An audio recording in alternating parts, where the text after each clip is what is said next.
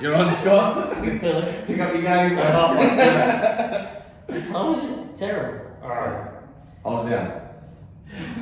We just had a bloopers reel. I'm coming at you from the Smart Work Hub, stepping way out of my comfort zone with the podcast. The real entrepreneur life. With the real entrepreneur life. With Aaron and Denny. Behind the scenes. Let's see what we can do. Bloopers reel's better anyway. People are more interested.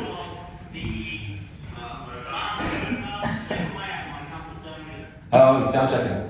Yeah, we're good. You good? You want to Yeah. get into the sound check? You already told me in? Are you happy with the mic there? Yeah. Good? Yeah. We're on, we're live, right? So, alright guys, welcome back to episode 2 with the Real Entrepreneur Life. In conjunction with Western Sydney's program, The Startup, what is it? Launchpad. So Western Sydney's Launchpad. Yeah, Western Sydney. Danny, thank you. You do the intro for me, go real quick. It's a bit better when you do So it. we're Real Entrepreneur Life in conjunction with Western Sydney University and the Launchpad program running out of there, assisting startups and founders on their business journey. She practiced that in the mirror, by the way, so. 100 times. We're here with Scott, the Bossman here from Power Elite. No, so make sure if you're in the fitness industry at all, this guy is the man to talk to. So watch this podcast if you're in the fitness industry doing anything in there. Alright, let's jump into it. Let's start with like early life, right? So in high school, were you going to do this? Is this what you were into? No. I was always into sport. Squash, believe it or not. I was an elite squash player through high school. Yeah, far from where I ended up. Who? It's funny enough, the guy that was number 1 in my age division went on to be world number 1, so that was fun to say right against him. But Lost against him. oh yes, yeah. But no, it was squash, but it was always sport. Always been pretty decent at academics, but a good example would be year 12. I was doing an extra unit of study, which was outside school time, and they changed it, which clashed with training time. So you can guess which one. Training one out. Training one out. It was the same for my whole life. Yeah. That's the baby in the background, so we'll edit this bit out. Danny, what's the time? 2:30. Yeah. So write that down. Sorry, there'll be a few edit cuts for that. She didn't wake up once in the last one. Oh wow. I just had her in a car seat though, the last one, Yeah. I had her in the pram. Alright, continue going. Yeah, so go. You want to just hold it for a sec? Yeah. You can't pad either. Go. Yeah, so training one out? Yes. Yeah. Always. Alright, so this is year 12, training one out. So did you leave school going to I wanted to be a PT or I wanted to be a PE teacher or what was the thought processes here? Because obviously where you are now is definitely far from just training one out, you know what I mean? Yeah. No thoughts of personal training or anything along those lines. I actually had all my submissions to uni for engineering, except when I saw the year advisor, they thought I might get slightly higher marks in engineering and suggested a few things that I really didn't want to do, like medicine and actuarial studies, and I'm like, no chance. Yeah. And then, but good job by the careers advisor. They said, how about physio? It's like engineering of the body, and they knew I loved sport. Yeah. And that peaked, and so that was the next chapter. That was history. I just got the marks for physio and went into physio. So what's your background? Your background is what, your physio, so you have a degree in physiology or whatever? Yeah, just a Bachelor of Applied Science in physio. Yeah, in physio, yeah. And so your background is all physio? Nothing else? That's all it is? Yeah. Not to say that's all it is, you know what I mean? But Yeah, no, I actually get this asked quite a lot. I did honours when I was doing physio, and that was in the realm of resistance training. yeah. So I was starting to veer that way, because in uni is when I really started to get into the resistance training. Then the rest was, uni was uni. Did my first bodybuilding comp in my last year of uni, which thinking back was pretty crazy. What'd you come? I won. There you go. It's not bad for you first. No, but I did my only win. Bit of powerlifter than bodybuilder, but I won Mr. Sydney under 70 kilos. Yeah, That's a long way away from where you weigh now. yes. Yeah, long time ago. That was 1999. Yeah. So a long time ago. And so at the same year that I did my thesis, and if I could look in hindsight now and tell anyone do a thesis and a bodybuilding comp in the same year, I would be go do it. Too time consuming on both ends. Oh yeah, just too hard. But young and crazy. Yeah. And that got my interest. Then of course I went into sports physio, but my keen interest into all things gym, strength and bodybuilding. And then and this is the question I get asked the most normally, because I have kind of a bit of a knowledge in lots of different fields, what courses and all of this, and most actually don't like. My answer is more for myself, self-taught, textbooks, a few small courses. What do you mean? So say because under the banner of physio, there's exercise physiology, and you can train people, of course, all the way through to things. But all my knowledge, bodybuilding, strength, nutrition, all those other sides, was literally just being a nerd, basically, of all things strength, health, and fitness. Study. Study a lot. Yeah, but so it's not really study as in the concept of like you sit down, you're forcing yourself to read. You obviously love what you do, so yeah. It's more of a hobby when you read that much. Yeah. On a subject that you love. Yeah, it's not a chore at all. And luckily enough, having the background in the sciences, that's the health sciences, Yep. And knowing the scientific method, when I say a lot of learning, it's I looked at the old school muscle magazines for fun and Arnie and all those things like everybody, but the actual information I tried to glean was always from textbooks and factual, more reputable sources. And then through just a lot of practical application. Being a physio, I tend to gravitate just to help people anyway. Yeah. And I got into helping people. So basically, like after all that, then I'm assuming that you had a job before you started your own stuff. Oh yeah. So when did you start your own business, your first business, or the lead into, say, Power Elite or whatever your first business was before Power Elite? I'm assuming. Yeah, I worked, very brief history, out of uni, down in Wollongong for 6 years, doing physio for St George and the Warrior and the Wolves back then, and all sport down in the Gong. And I was just working in a physio clinic, competing in bodybuilding and just helping out a lot of mates, basically. That was simple as that, no business at that stage. Funny story, actually, when I was young, my sisters got into business early, and I'd seen a few others get into small business. And you get older and wiser, but back then it was like, I'm not doing that. Yeah. I didn't kind of. Why did you see like bad business practices, or you saw people not do as well as what they assumed they were going to do? Because obviously most, like 85% of small businesses fail. Yeah. At that stage, it was just probably comes back to the training thing. I saw the amount of work it took. Yeah. And I'm like, I'm not yet ready to give up my sporting and all the things I wanted to achieve in bodybuilding and powerlifting as it came about. So it was really that. It wasn't the other side. It was just that I knew it was going to take a lot of work if you're going to make anything fly on a business sense. So I was more happy just to do what I was doing, be a physio and enjoy all my sport. So was Power Elite your first company? Yeah. So you started Power Elite as what as a business? So you loved like strength training, obviously. Yeah. So did you start Power Elite as a coaching service, as a gym? Did you open up a gym first? Because obviously the capital requirements to open up a gym straight away would have been pretty intense, I assume. Yeah. Again, I came at it from a very different angle. Like I think most things I have in life, only more recently would I say, let's call it thinking business and entrepreneur stuff, if you would call it that. But it was a run of events. I did not intend to open up a gym. I didn't one day go, I'm going to open a gym. What happened was in my sister's complex, where they have a lot of dancing, cheerleading types of things, they had a space pop up suddenly with someone who reneged on their rental lease sort of in the complex. And that was 2 weeks before the opening of term, because they go on school terms. Yep. And so I just popped up with the idea.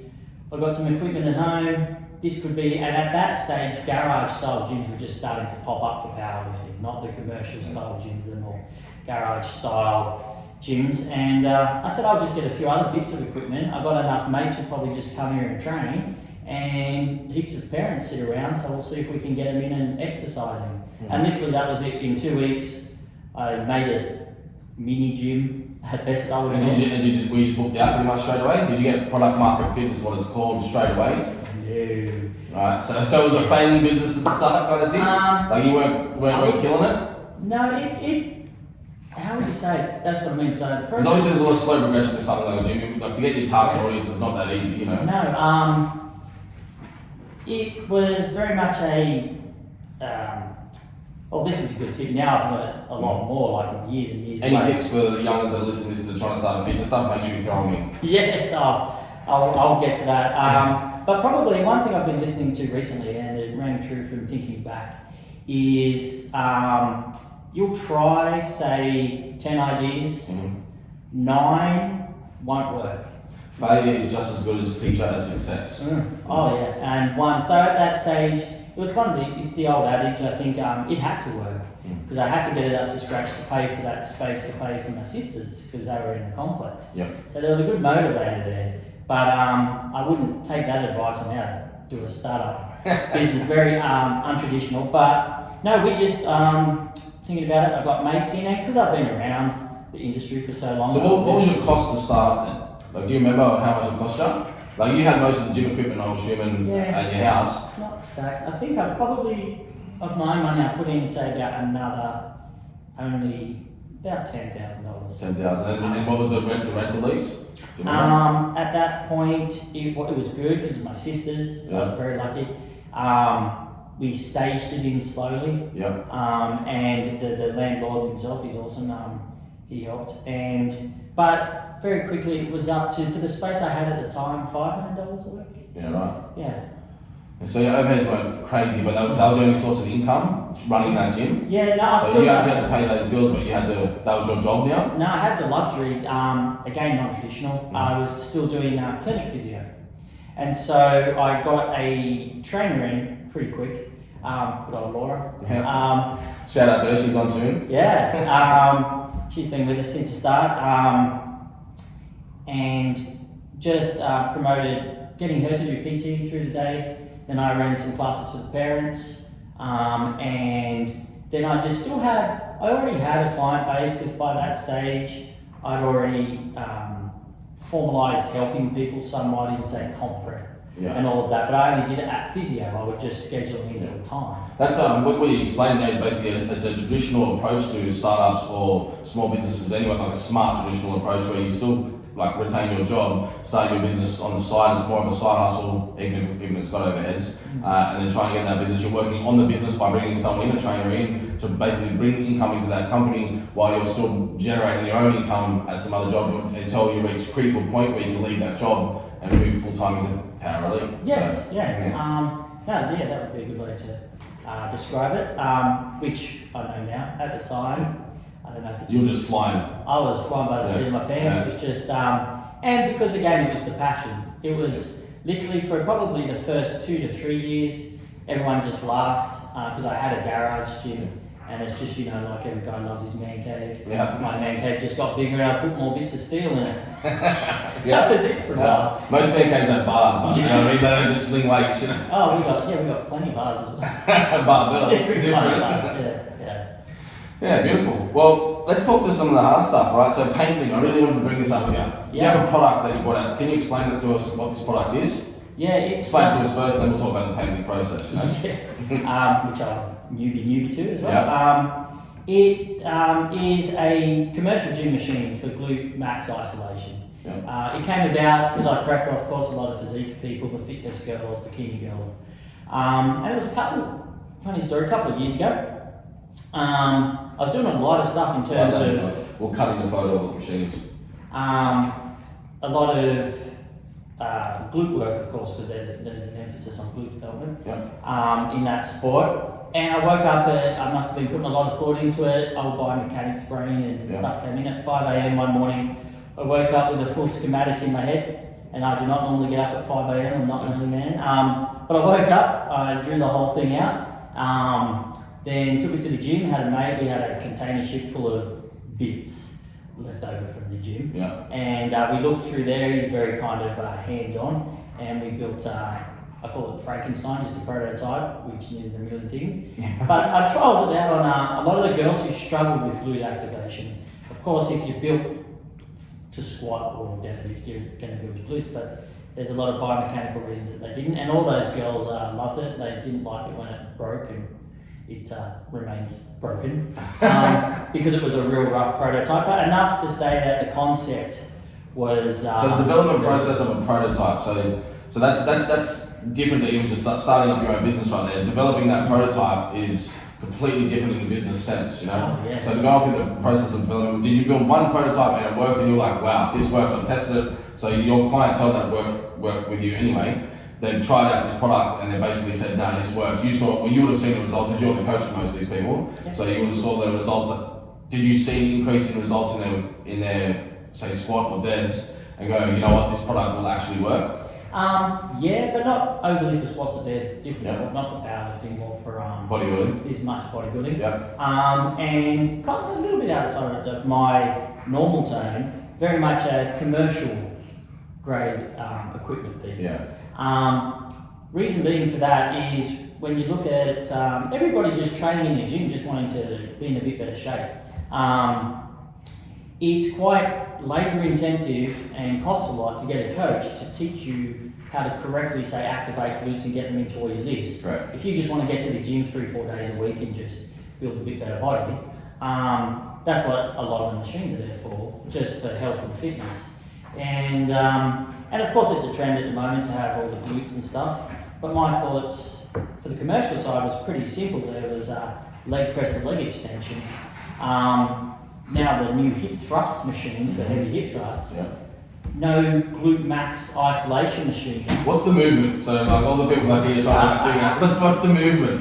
We're gonna put something up so you can see it, but do you want to stand up and do it for me? I don't think you can. You have to lean on a bench? Yeah, pretty much. I'll do it, I'll tell you what to do. What to do? It's really hang on, we're going to get this in here. We'll probably come to this side. So you might keep it forward. Then basically you lay down on the machine.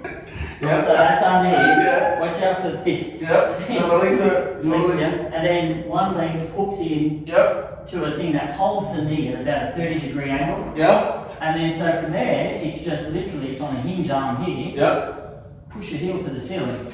Oh, yeah, you feel that. And all the old... Such a big man. Because all the reason for it is just takes out human error. I'll demonstrate these ones. Because when you see a lot do a kick back, as they kick back, they either just extend their leg, which is quads and what have you, not as much glute, or the good old.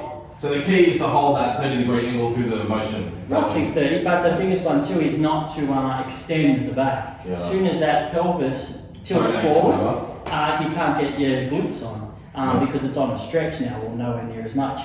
And so that was the idea that you take out the human coaching factor. Yeah. And once it's just like a leg extension machine. Once you're on it, there's only one thing you can do, burn your quads. Hammy curls. And so for this, we take out, having to learn all these technical bits, and you just do it, and you'll pump up your glute max. Yeah. And the human area is probably the number one thing. Like most people, when they work out the gym, they don't realise, even if they have a coach for a couple of weeks, or whatever, they get their first free coaching session, they don't know much. No. It takes thousands of reps of a specific exercise to realise you're doing it well, or to realise you're doing it bad, you know what I mean, kind of thing. Like bench pressing, for example, one of the most difficult movements, but everyone thinks it's easy, just lie down on the bench and push that bar up and down. It's not like that. So with that movement there, the product that you've developed, you don't need that coaching.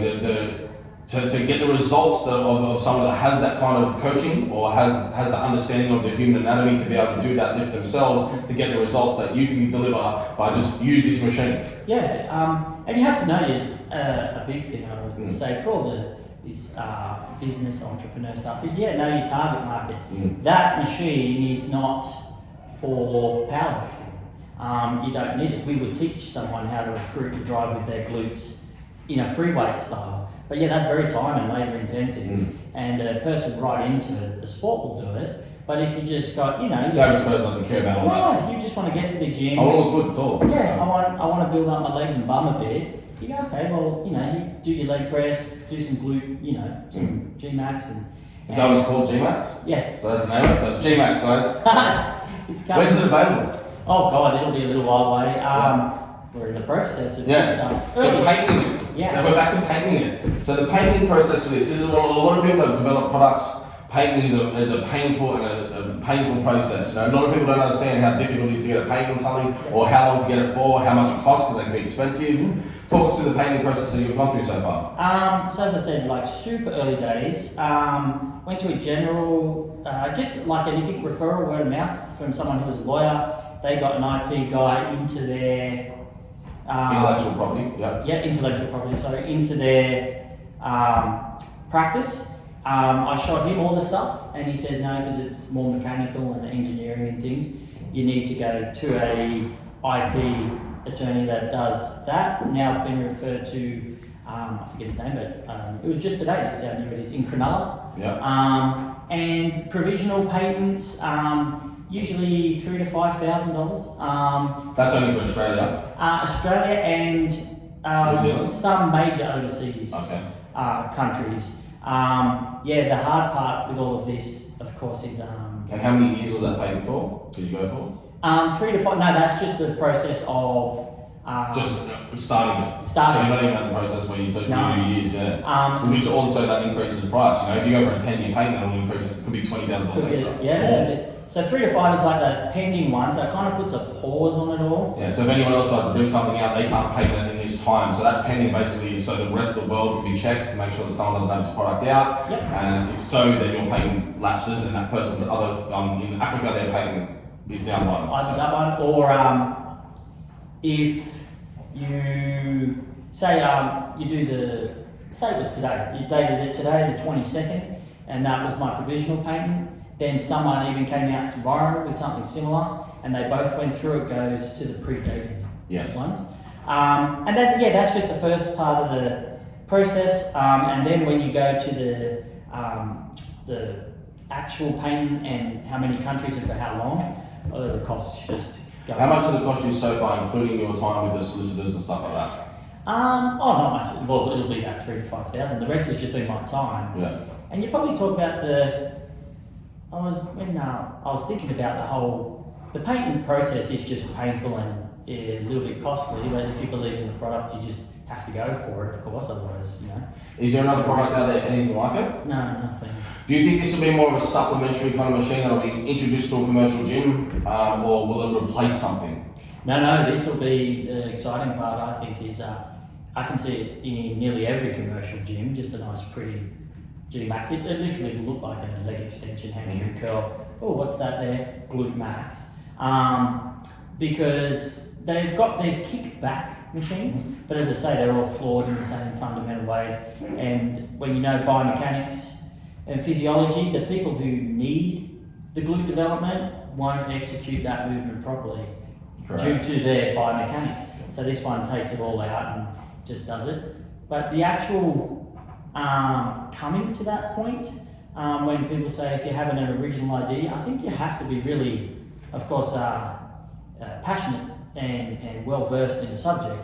Because for me to wake up one morning with that in my head was probably, going all the way back to high school, doing engineering science and doing biomechanics, and then loving bodybuilding and all things strength, knowing the gym world and the gym culture, then getting into the training of all the bikini and fitness girls, then with the recent trend of trying to develop glutes really well, and at that point I was putting a lot of thought and time into some technical videos and things for the girls, but all of that, I think, then culminated to, here's a good product. Yeah. Like, you asked me to come up with a product in...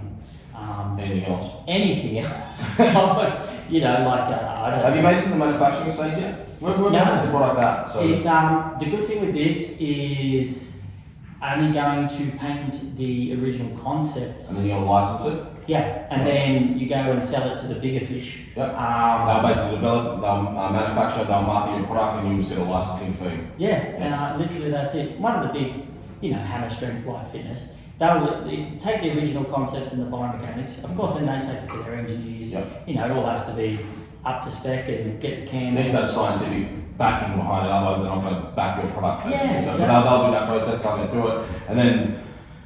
Have you had these chats with say, do you know who you're approaching? Have you approached a bunch of them, or can we not talk about that? No. Is there NDAs involved? No, I'll just have a good mate.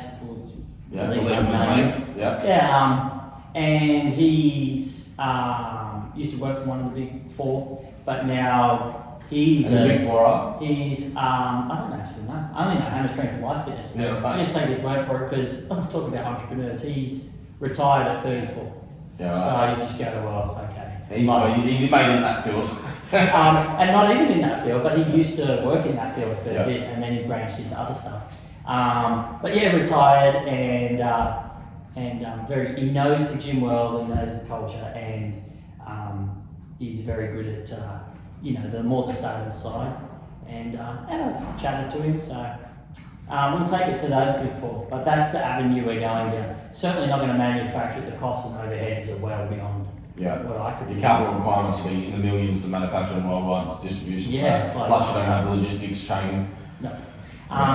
It's just that original concept and all the biomechanics and physiology you pick it up, Yeah. and then you on-sell that to the next step, which would be one of the big ones who can then apply their engineers to make it pretty and commercial. This is technically a side hustle for you doing this as well, isn't it? Because you've got Power Elite, which is, you basically specialise in powerlifting games. You do bodybuilding, and you've recently launched, I can't remember what it was recently, but it was more for Beauty in the barbell. Beauty in the Bubble, that's it? Yeah, Probably actually a slight misperception. I was just talking to someone about this earlier. Yeah. Like, in terms of there you go, trying to get better at business and show what we do.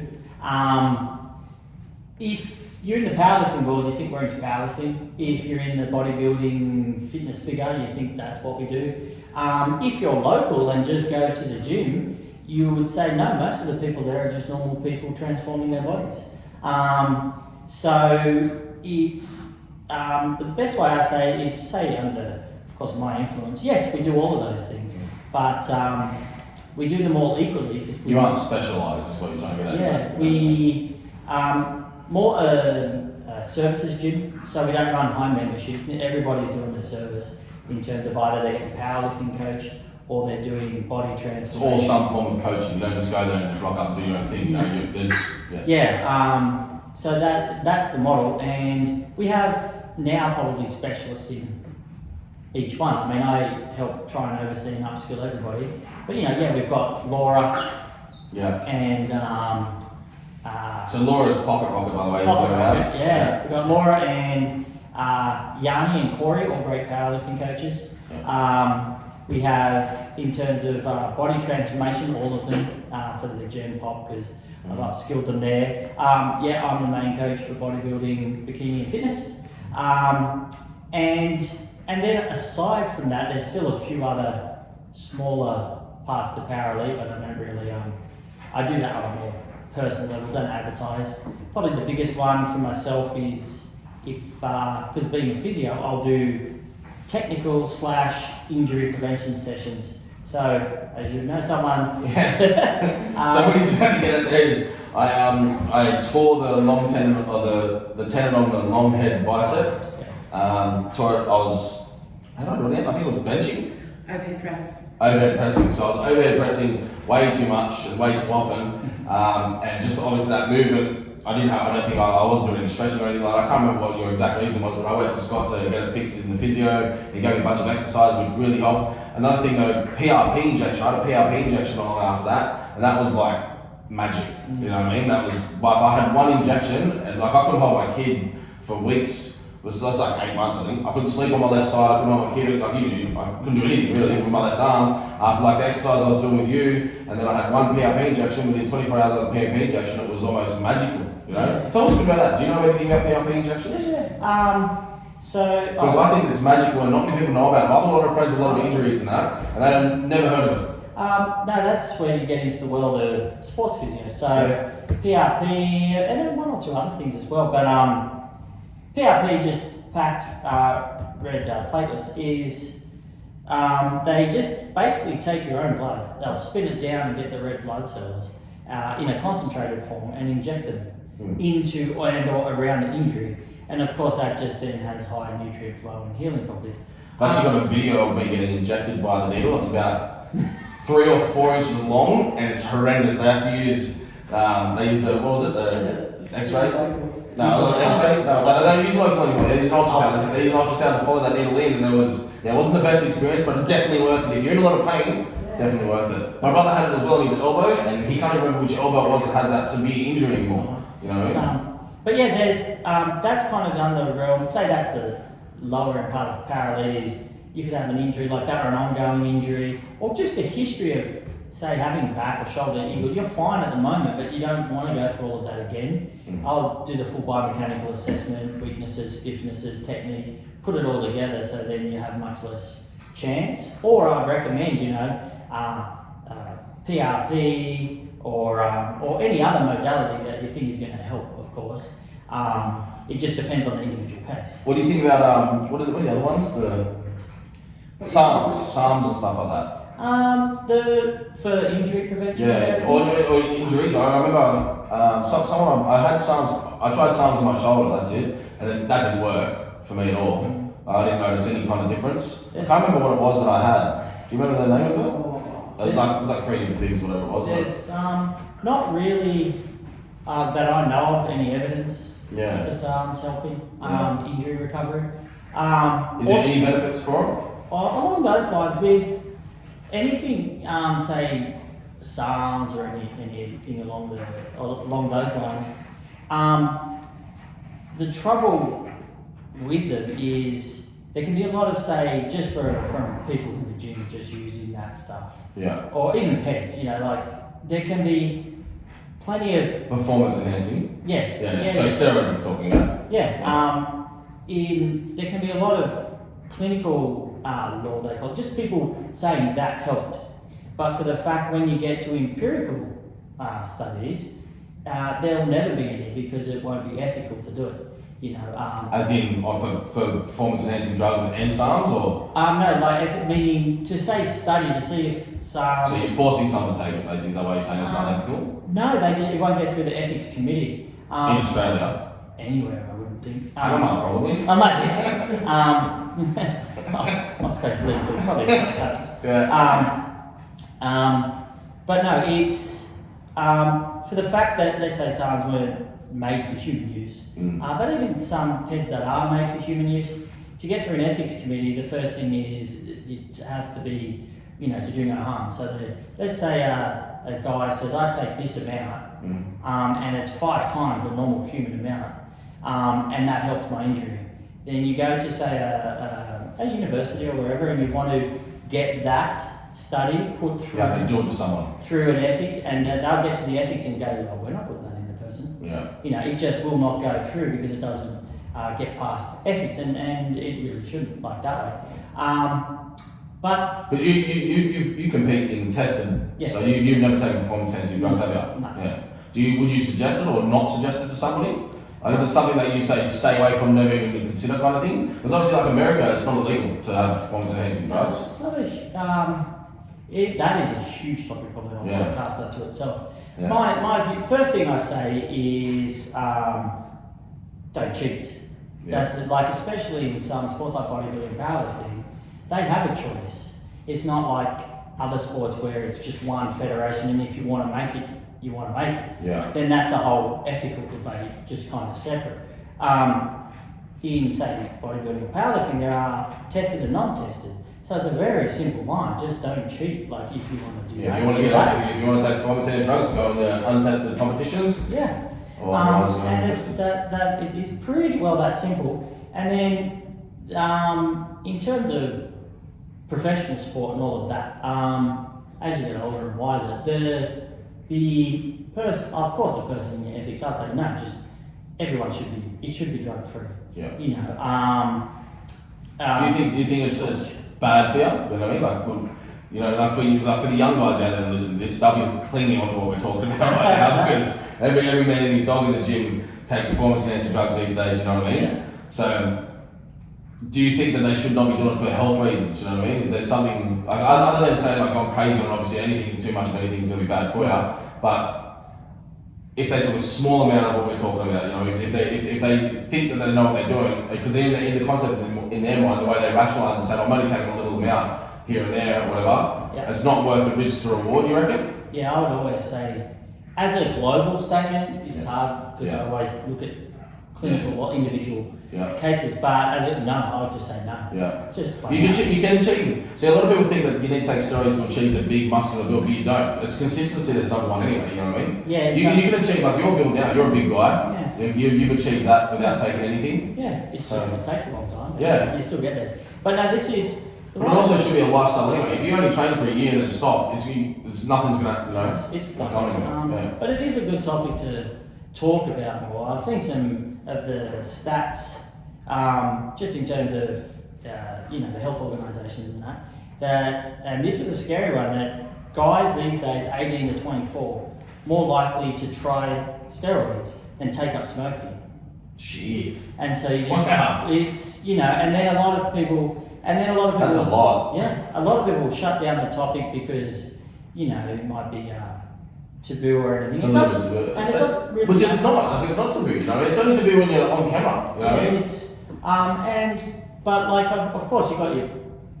That's what I mean. It's a huge topic. Yeah. Personal choice for any young guy, is just plain out no. You've already got enough testosterone. Your testosterone doesn't start dropping until like 30. Yeah. So. But also they fall well short of maximising everything else they can do. Yeah. Not everyone, I should say everyone. But it takes 10 years to become your peak physical fitness kind of thing anyway. So you need to be like 28. You're 28 years old when you start hitting your peak kind of size, strength, all those kind of things. Yeah. Well into your 30s even, like most of the strongest people are like 31, 32, 33. Well, I'll even use myself as an example. Yeah. How old are you? 44. 44. And are you as strong as you've ever been? Yeah, still. Yeah. Yeah. Staying healthy is a big one for that, of course. But when was your last PB? Yeah, we were talking about it before. Go. When was your last week and what was it? Only December just gone. Did a demo lift for our novice comp and did a 9 kilo raw squat PB at 290. So 290 kilos, what was the body weight? slightly heavier than normal with COVID. My normal lifting weight was always... You can be fat if you lift weights, that's alright. That's what I say, I'm a power lifter, you know? And my body weight was around 99, 100. Normally I sit at 93, 94. Yeah. But that was a good old bit of COVID kicking in. Do you have a video of the squat? Yeah, I'll We'll show cut that you in. unsaid. Yeah. But yeah, it's that's actually one of my favourite sayings. They just sell themselves short with what they can achieve with persistence, nutrition, and time, and probably good coaching, or everything combined. So my journey, real quick, was as a squash player, 68 kilos.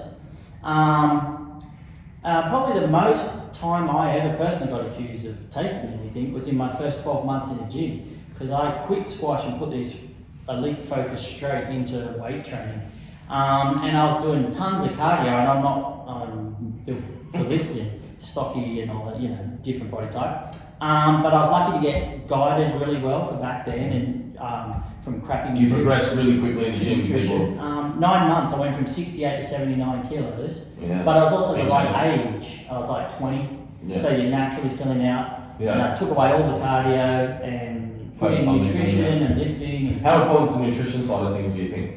A lot of people I know like go to the gym, they might go to the gym 5-6 days a week, they train, they really train, but they eat shit. Drink beers with me every day, you know what I mean? They're not super healthy, but they plateau really early, or they struggle to put mass on, or they struggle to lose weight, which is like a big one for people that drink, How important do you think nutrition is to that side of it? I don't see them as More or less important as each other? They're two separate things, and if you want the best results, you get them both right. Train hard, but it truly is, probably the best way to say it is, they are their own separate things. If you get them both right, of course, along with sleep, a bit under everything. But How Because this is like a big age-old argument. How much sleep do you need? Enough to recover. So Again, 6 hours for someone that doesn't train, 8 hours for someone that trains? roughly, yeah, even a bit more for 9 hours? I'm happy with that. Yeah. I'm happy with 10 hours. If you train really hard, there's been studies on it, but truly it's an individual thing. I've seen a lot of... New mums, listen in. Yeah, I've seen people recover, train, and there's markers of recovery, all the technical stuff, and they're doing just fine in 6 hours. Others, if it was me... I mean, The Rock only sleeps 6 hours. Yeah, it was on, like good old Arnie used, that was his favourite saying, sleep faster. Yeah, I love you saying that. Sleep faster. But there's good mentality in that. But for, say, optimal performance, it's like everything, there's principles and then you apply it to the individual, and that could range anywhere from 6 to 9 hours would be the average. Yeah. But it's based on the outcome, which is the performance or whatever you're looking at. Say same with nutrition. You say have awesome nutrition and poor training. You're probably going to be healthy. You get somewhat, yeah. If you do great training, poor nutrition, somewhat good results. Yeah. But yeah, 1 + 1 equals. With the nutrition side, is there such thing as a superfood? No. You know what I mean? Goji berries, I might have a couple of shots of, wheatgrass juice or something like that. Now, to me, a superfood's a steak, No. Is it recording now? Yep. I think it's we're done. good now. Alright, let's get these myths in. I want to get these myths in. Give us a couple of myths. Intermittent fasting unto itself causes fat loss. Myth. No. Does intermittent fasting have any benefit? Yes. In terms of fat loss, no, easy to dispel. How do you dispel it? If you can eat like I can, I'm sure you can. Yeah. If you tell me you've only got even a 4-hour window to eat what you want and fast for 20, you'll lose fat. My maintenance calories is 3,000. You can bet your bottom dollar I could fit 4 or 5 into that. Easy. And you're getting fatter. So unto itself, no, it's not the cause for fat loss. A calorie deficit is a cause for fat loss. So intermittent fasting, no, by itself it does not lose fat. No, but it does have a good benefit. In saying that, when I have cut down for weight divisions or back in 2019 for a natural bodybuilding comp, come back after 10 years, I did intermittent fasting because of this one benefit. For some people like myself, it can control your appetite much better. So, As in, what do you mean? if I woke up and had breakfast in the morning, any form, I don't care, what it is, the macro balance. Once I start eating, I have a heightened, hunger control, and I would really struggle at the other end of the day and not be able to sleep because you're on low calories. I need food in my stomach to sleep. That is, swear you just described me too. Because I don't have breakfast, I get up, I train on an empty stomach, I just find I got a bit more energy, unless I'm doing heavy lifts or anything like that. Mm-hmm. But I train and then I have my lunch, but once I've had lunch, now I'm ravenous, all my meals just bang, bang, bang, and by the night time I eat 2 dinners, you know what I mean? Yeah, so it's just Just 2. Oh. and 2 and snacks. 2 and snacks. But yeah, it's a practical tool for some people to control their appetite. Typically, it's the people who are a little bit more carb sensitive. Again, nothing to do with fat loss. It's just a little bit of a heightened insulin response, and then that really then triggers hunger mechanism and a few other things. But on the practical sense, for me, it helps. And you've got and funnily enough, this is not real scientific as such, but it's usually different body types. The more usually muscular, stocky, endo, meso kind of guy, they tend to work well with that style. But it's all individual, but no difference to fat loss. It just allowed me to stick to what got me fat loss, which was a calorie deficit. Yeah. Carbs late at night turn to fat, rubbish. There you go, carbs aren't bad, are they? No, not at all. Don't stay away from carbs. Just ridiculous. Just don't eat a loaf of bread a day, you know what I mean? Yeah, Because that's the sugar content in bread, like white bread. It still comes down to the basic principles. This is what I tell all my people, it's so easy, is hit your calorie target for whatever your goal is, adequate protein, which balances your macros, and fill it with unprocessed food. Yeah. If it fits those criteria, go forth and enjoy it. That's healthy. Even if you put on weight with that, that's still good food. You know what I mean? You're just eating too much. Calm down. But that might be if they're hitting their calorie target, they will be achieving their goal. Yeah. So, because some it is to gain weight. Yeah. You know, like you're going up a weight division, Yeah. or trying to gain size, or footy off season, or something. Others, it's fat loss, but the process does not change. The process is hit your calorie target, your adequate amount of protein, and fill it with unprocessed food. It's just the calorie target changes depending on your goal.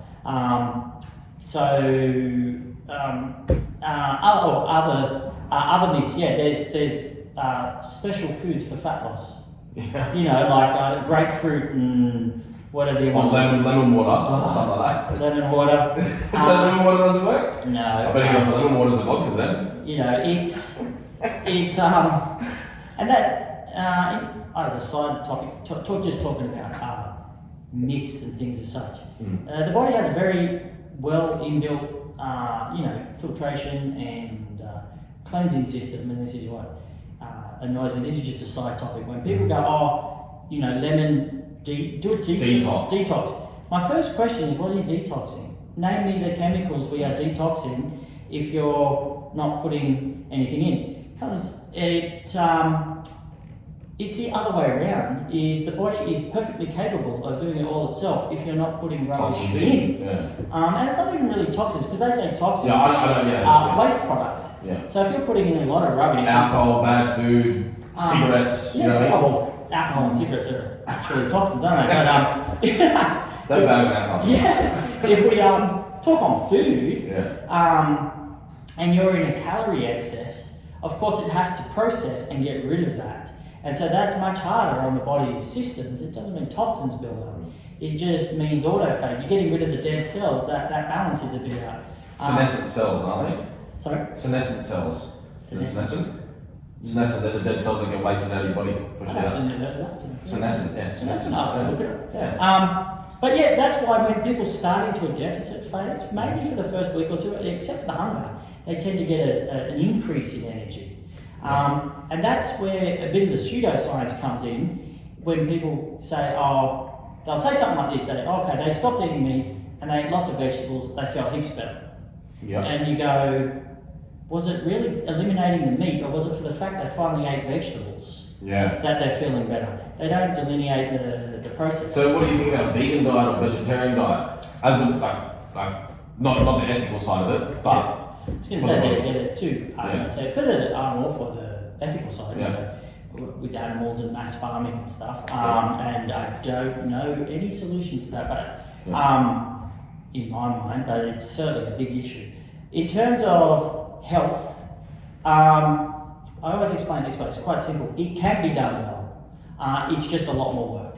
If you want to be vegan or vegetarian and still have no nutritional deficiencies in your diet long term, a lot of studies showing veganism, unless it's done really well, they will get long-term, usually B12 and iron deficiencies. So not everybody. So they take supplements for B12 and... If they can supplement, or they're just really vigilant with their food, and get regular... Which average person wouldn't be. No, and that's what I say, it can be done well. And I know plenty who are bodybuilders, and yes, it can be done well. But can you still gain mass without meat? Oh yeah. Properly? Yeah. You know what I mean? Well, if you introduce steaks to somebody that's been a vegan or a vegetarian for 10 years and they're a bodybuilder or they're putting on mass or they're powerlifter, if you introduce steaks, are they guaranteed to put on more muscle, more mass, more kilos on the lift? It would depend on the person. What do you think, Buck? In the general, I think they would get stronger. In the general sense, yes, because I'm doubting it's a very rare person that is doing say a vegan diet well and learning to put all the different food groups, the vegetables and legumes and stuff together to get their full essential amino acid profile and to not be too lacking in leucine and iron and B12. A very keen person can do it, but in terms of on the practical sense, no, unless you're like crazy into it.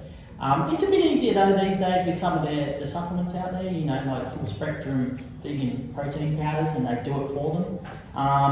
But still, you want to be mostly. It's a pretty hectic diet to try and stick on. It is. And what about milk thistle? Liver guard. You know liver guard? Milk thistle. Is that based in any science? Is there, you know, like, so I know a lot of guys, you know, they have a big night on the drink or something like that, and they'll have milk thistle because it's good for the liver and help get rid of, you know, not flush out. Does milk thistle do actually anything for your liver? Does it actually help? That's, there you go, you've got to know where your knowledge base is. I've never looked into that stuff that much.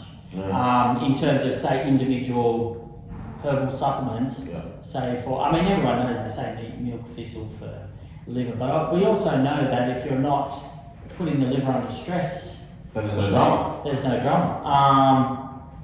Does milk thistle, you'd have to just do a good search, you know, of reputable journals to see if it does actually lower liver enzyme rates in, say they take people who average 3 glasses of wine a night or something in there, and that's just their lifestyle and their liver enzymes are a bit elevated, give them milk thistle, give them another group that get nothing and another group a placebo, see if it happens, you know, but that's what I talked about earlier with the scientific method. Scientific method, yeah. And the critical. So the scientific method is basically the approach to something scientifically, not just guessing. Yeah, so, and you apply the critical thinking, and the big one, and I'm a big one for this, that's why I say if I don't know it, I say I don't know. Yeah. You won't just make something up. I'm not like.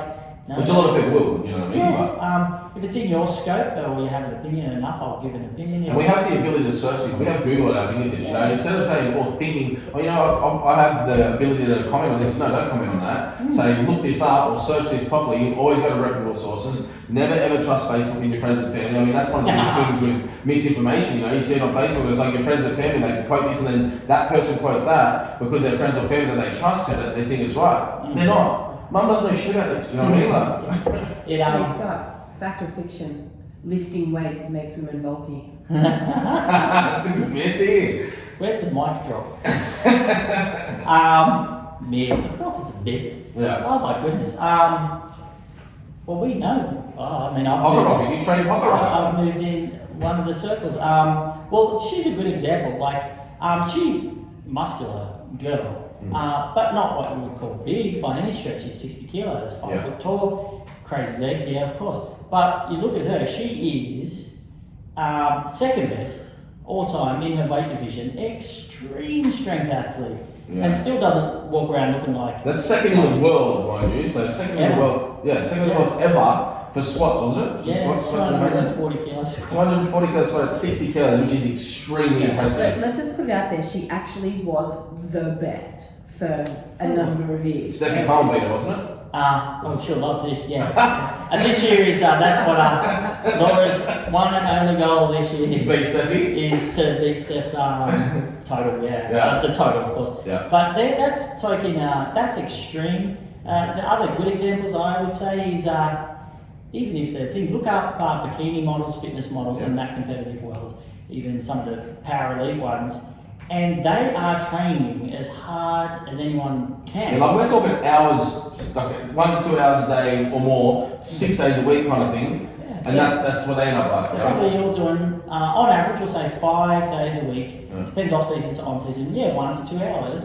Concerted, hard, progressive weight training with quality nutrition. And what they literally end up looking like is nearly, if you put that picture in front of most women, they go, oh, that's nice, I'd like to look like that. Yeah. Not bulky. They don't look like blokes. No, that doesn't happen. It only happens. That's only performance enhancing. You take steroids, you take a massive amount of steroids, and you feel like, you might get a beard, you get some big arms, but. Exactly. Or if they do get bulky, let's just say, and this is quite common actually, they'll start weight training, but they haven't got their nutrition, like you were saying before. Yeah, their training's on point, but they haven't got their nutrition on point. And so their legs are X centimeters big, and they add an inch of muscle, and they go, my legs feel bulky because my pants aren't fitting. It's like they're bigger because of muscle. If you got your nutrition, on point, and you had lost an inch of fat, they would be the same size but far more toned. It's usually when they're gaining the muscle but not either reducing fat or they're starting at a high body fat percentage and then only do weights.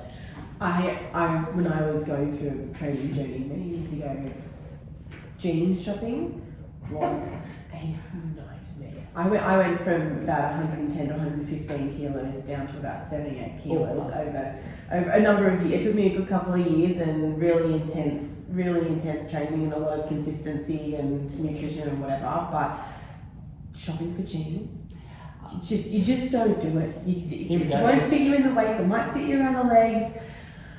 Gym gear is what I lived in. If we I mean, not that I need a sponsorship from these people, but anyway, I know these for a fact, like, so popular, and I'm sure there's a few more brands out now. They probably came out, I don't know, don't quote me, 5-8 years ago. Freddy's, they're called. But anyway, they're specifically jeans designed for women who lift. So the waist is small, and the bum and the thighs are a bit bigger. Yeah, because you've got, you know. Freddy's and they're style, actually isn't it? very comfortable. I'll put that in. I used to. There you go. They were But very yeah, comfortable. On that though, I would have to say it's exactly the same for guys. Yeah. I mean, I'm not even that big a dude compared to a lot of guys out there. But to go try and get like a nice shirt off the rack, collared shirts are pants, hectic, aren't they? it's Neck not- don't fit nothing. I take Aaron shopping and the change room next to him is full with all the discarded clothes and just throws them over the wall. Yeah, I'm so short as well. If it fits my neck, say, and It's a foot longer than it needs to be. it's a nightgown. It's around the knees somewhere. It's like I ridiculous. know the feeling. But there is actually, and now there is stuff for guys, like I Yeah. said, iron executives and other things. But yeah, that is. But no, it doesn't make you, especially females, well and truly false. Just. And on a side note, this is one of my favourite sayings. It annoys me no end. Is when you see an athlete, and I don't care, male, female, or otherwise, if they're strong, they're strong. It's like, you're strong. Word's most annoying saying, and Strong for a woman? you're strong for a girl. Yeah. I hate that. Normally- Kills me. Normally told by guys That can't who be- are only as strong as, say, that girl, Yeah. and have not seen other girls that will outlift 98% of them. Yeah. No, everyone can be strong. Just if you want to be. It's strong for what you've got, so you got to utilise the tools you got. If you're in a body that's doesn't have the testosterone production, or doesn't have the bone density, or doesn't have the muscle mass that comes with being a male, then being strong for them is that is strong. You know what I mean? Like, it's strong. They've put the work in, they've lifted the weights, they've perfected the sport to become as strong as what they are. That is strong. It's not strong for a girl. It's strong. You know? I've never seen anyone who's truly dedicated themselves to the strength training. Of course, the top end is dictated by genetics. Yes. Like every sport there is. I mean, I am never going to be, or could have been, an NBA player. I don't care how good I can dribble and play in tackles. Yeah. It's like You're not reaching that backboard. I jump up and kick him in the kneecaps. You know, like no, it's never going to happen. But could I have been a good basketball player for myself at maybe just local level grade 1? Yeah, probably. Just like you have a female, say she walks in, and my favourite, I don't care how small they are, if they're a very small female, most are surprised. It's like, I don't think there is one healthy person on this planet, let's say for example, who can't deadlift over 100 kilos. And a lot of them don't think they come in at 45 or 50. It's like, no, we can train anyone to get to a double bodyweight deadlift easily. Squats sometimes a little harder, depends on biomechanics, but it's like where they think they can't What do you deadlift? lift anything. What do I deadlift, or what can I hang on to? Yeah, so what grip do you use? Do you use what straps? You got straps on. What do you deadlift? My best strap is crack the 700 pounds, 317 and a half. That's strong. There's a lot heavier than what I can do. By the way. But these gifted, talking about genetics, hobbit hands from Hobbitsville, on a stiff bar, normal power bar, best has been 290, and on a thinner powerlifting bar, 300 just, and strapped 317.5, and that wasn't a max, that was just, there you go, funny story, only twice in my life I've ever maxed out with strap, or went heavier, because it annoys me no end. Because my whole powerlifting career was limited by the third deadlift, I called it. Yeah. Always are, even at Worlds when I first went and stuff, squats, bench, right up there, like, yep. What's your bench? What do you bench? In the hunt for a medal, 191 is the bench. 191 you bench. It's not bad. Do you have a big arch when you bench? Or is it a very mild arch? Because I always find it's not that impressive to me if you have a super massive arch and you've got a very small range of motion. You know, like that to me is not hectic, but. if you looked at my actual arch, it would lay in the moderate. Yeah. Not mild, not super arch.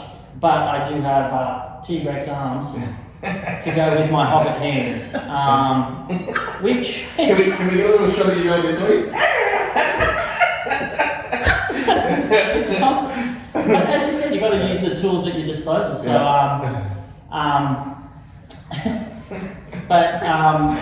yeah, so that limited me, because if I say could have held on to what I could deadlift at some high level comps, I probably may have gone a fair bit better. Yeah. But that's all hyperbole, and yet it is what it It's is. after the fact, isn't it? And you bet your bottom dollar I did everything I could to improve it, and it did, but that was my Achilles heel, so There's not much you can do about that. not much you can do about that. Put a timestamp here for us. Yeah. Is there anything you want to talk about? Is there anything you want to bring up? We've done pretty well. Don't lie. We're going to have a lot of good snippets out of this. I have one question though, Right. and it was on the list. If you could meet or train any athlete, dead or alive, who would it be? Any athlete, dead or alive, in any sport? Any Or sport, not Australian anything. There's a few, but probably this might come out of left field. Can I have two? Go Male for and a it. female? Yes. Go, yes, please do. McGowan Jerome. Who's that? He was Tour de France winner. So when I was Cool. playing squash, I did a lot of road cycling as well to get fitter, and never took that seriously, but did that. And he was, and some of his metrics was just a weapon off the charts. Being a nerd of that back in the day. Just his biomechanical profile was, it was just engineered for cycling. But I think it would just have been great to get someone that gifted in something. To see how far you can push that person. Yeah, and apply, say, more modern tactics or whatever. But he was just the super freak that I remember just as a kid, really. Not too many others stand out. And the other one, probably even less known, Heather Mackay. Yeah, she was squash. She arguably, I think maybe still has Australia's best ever record for world title. Like no one, because it was in the heyday of squash. I think 68 to the early 80s. Yeah. She apparently picked up a squash racket at 17. She was an Australian hockey player. Yeah. Won the British Open at 18. I think 18 and a half or 19 went number one, and never lost a match until she retired at 36. You're kidding. And this was in the heyday of squash, like when it was a big thing. So she was competing with top level athletes in that field too. That's crazy. Never lost, like literally. Not a single game. Never. Did not lose a match. I don't know about this person. I know. It's just because it's squash. yeah, because No one watches squash. No, yeah, and it's a dead sport, Yeah. But Let's talk about, no one watches squash, right? And I'm gonna pivot a little bit here, and no one follows women's powerlifting. That's underfollowed is what you're saying. It does have a following, it's gaining traction, I believe. Yeah. But it is. It's. I think because I personally reckon because the numbers aren't as big as the men's. I mean, also men's powerlifting doesn't have a big following. There's not a lot of money in powerlifting for men either. I would say, yeah, both. Powerlifting, especially when I got into it was super niche and small. Underground. Yeah. And then it exploded. Still a fringe sport, but I wouldn't say it's a niche sport now. Most people have heard of it, and it's getting out there a bit more, and there's some good promo behind it. But funnily enough, I saw it happen. It was off the back of two things. I think it exploded: CrossFit, which it super exploded, but it got a barbell in a lot of people's hands. Yeah. And then a lot liked that more than the whole. What do you think of CrossFit? No, I like all sport. Yeah. When it first came out, I feel like there was a lot of bad coaches out there doing a lot of bad stuff. A lot of injuries were coming from what I was seeing. well, I saw it at the clinic. Yeah. Let's all talk about kipping. Yeah, but with you hit the nail on the head. It's a great idea. I think it's great for the general public. It ticks a lot of boxes, but it has to be coached well. Yeah. Otherwise, Like anything. Yeah. Otherwise, you're going to wreck the body. But that got the She's actually got a good point there. You know what kipping is, yeah? Yeah. When they're doing the chin up, you kind of like flop yourself at the bar. Yeah. That's not good for you, yeah? Can't be good for your shoulders. Going up at that speed and like leaning back on your shoulders like that. I'll have to cut you all the circle. So if you don't know what kipping is, it's horrendous to watch. It's embarrassing, but this is probably where you'll get a good insight into how I think, because I always look at the outside perspective of the whole thing. And I did an article on this once. I can't remember where I wrote it, but I remember doing it. Yeah. It will be, let's say, the power lifter, the bodybuilder, and the CrossFitter. And the power lifter looks at the bodybuilder doing half squats, you know, and just not great. Going, what are you doing that for? That's not even a real squat. And the bodybuilder turns around and just says, I am doing it for time under tension, and it targets my quads better. If I go deeper, it's hitting my back. I don't want to hit my back. And you can't really argue with that, because it's just build muscle, you know, whatever, as long as technical form. Then the bodybuilder turns around and looks at the CrossFitter and goes, what are you kipping for? You know, you're not even targeting your lats, you look like a whale of fish. Yeah. And the CrossFitter turns around and goes, I don't care about my lats, I want to be as efficient as I can from chest to bar so I win my race. It's all different mentality. I had the wrong mentality then, so you basically just proved me wrong, because I think about it from a bodybuilder or a powerlifter standpoint where, you know, I don't see much out of kipping other than slattering around, right? Yeah, but that's probably, I would say, I got asked the other day, what strengths do you have? I had to do that thing on my social media. It gets me way out of my comfort zone, I really don't like it. But I'd say probably the one strength is to look at things in context, that's all. And so for the kipping, it's, for a bodybuilder, yeah, well, that's a completely pointless, silly thing to do. And a bodybuilder probably will tear their shoulders apart, because this is generalised, but they're usually pretty stiff dudes and girls. CrossFitter, and then the next step apart from that too is any sport taken to an extreme isn't by definition the healthiest thing to do. I don't care what sport it is. You know, running 42 Ks on the road is not great. You know, trying to squat 300 is not great. You know, doing kipping chin-ups all the time is not great for your shoulders. Cutting weight for a bodybuilding competition. Cutting weight for bodybuilding competition. Cut weight for fights. Yeah, all of that stuff. But you do it because you enjoy it. They're an athlete. That's their thing. Technically, I suppose the healthiest person is that the person who exercises moderately, has moderate stress, has a moderate diet. Everything is moderate, and nothing wrong with that either. But you start to talk elite end sport, you can make it as healthy as you can, but it's not as healthy as moderate. Timestamp. Right, a timestamp for now. Is there anything else you want on there, Debbie? No? Scott?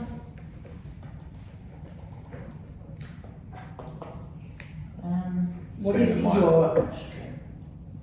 your most favourite achievement memory? I saw that. It's gotta be one. Oh my god, it is actually really hard.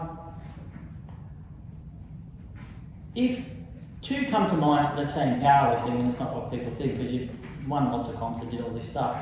Both of these I didn't win at all, but that was just memorable competitions, which was the 2016 Nationals. If you could talk about a heyday for powerlifting just at the time, it was invitation only because the competition was so tight, and in the 93 kilo men's, 8 were invited, and this is just in Australia, and all 8 totaled over 700 kilos. So the competition was real tight and real deep. And between myself, first and second, and in powerlifting, this is like losing the 100-meter race by 100 for the second. There was 3 or 4 kilos between first and third, with totals of 741 down to me at 738 in third. Yeah, wow. And that was just the most memorable. So you remember the competition and the fun, not so much the because it's real competition. That's proper competitive. You know what I mean? Like, especially guys that total over 700. That's you're getting up there. And before that, I had a good battle twice with a FISA, which was at Oceania Championships. He was a really good Islander lifter, and same deal, toe to toe right to the end. So that's more memorable than anything else. That's from the lifting side. From the business side. Business.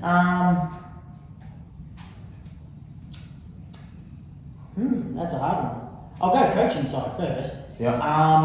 Nearly every time a client gets excited because they've gone well at comp or nailed the comp, that's what you coach for. That's fun all the time. These days I'm very happy to, I'm like semi-retired, I've just decided I'll only do maybe one competition a year, an invitational. even though I'm getting older. If I could still go toe to toe, Masters still doesn't sit too well in the old psychology, but I'll go to literally every competition I can. The only reason I don't make a comp with our teams is if there's a double powerlifting and bodybuilding on the one day, and we've got coaches that can look after. But I'll go to them all because that's the fun. That's really what you do it for. That's the memorable stuff. And business, I'll maybe say let you know. Not sure yet. Yeah, we'll find out soon. We'll get you back, especially after the book comes out. Yeah, once I get all these ideas out there, because funny enough, at the moment I would say I'm still learning the ropes. Always learning. It's a new skill. So, I'd say I've only really truly thought business-wise maybe for 2 years, 3 years. Before then, it was just the passion and the hobby. So now, to me, 2 to 3 years into anything, it's like your lifting career is beginner. Super early days. So a lot to learn, but you've learned a lot already. Yes. And now I'm not incompetent. Oh, and that would probably be the one thing I've read lately. Any piece of advice you would say to give from what I've done so far, which I would not think is a lot, is expect to get the result you want. You set a goal, whatever it is in business or probably in life in general, training, long-term, anything, is expect to have to do about 10 times the effort that you originally think you were going to do. 100%.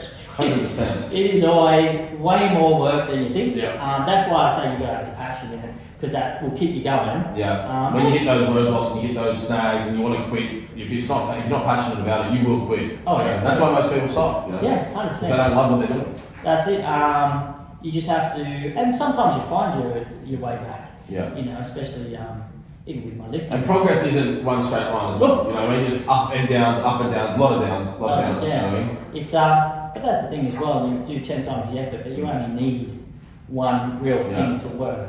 And then makes it all worth it. And then away you go. It's good. Well, it's great to have you here, Scott. Thank you. Real Entrepreneur Life with Scott Hill from Power Elite. We're signing off for today. We're coming down for gym session. Alright, thanks for being here, Scott. No worries, man. Who's the handshake on that one? Who's the handshake on that one? Sorry. You just let me hang on TV too. I think I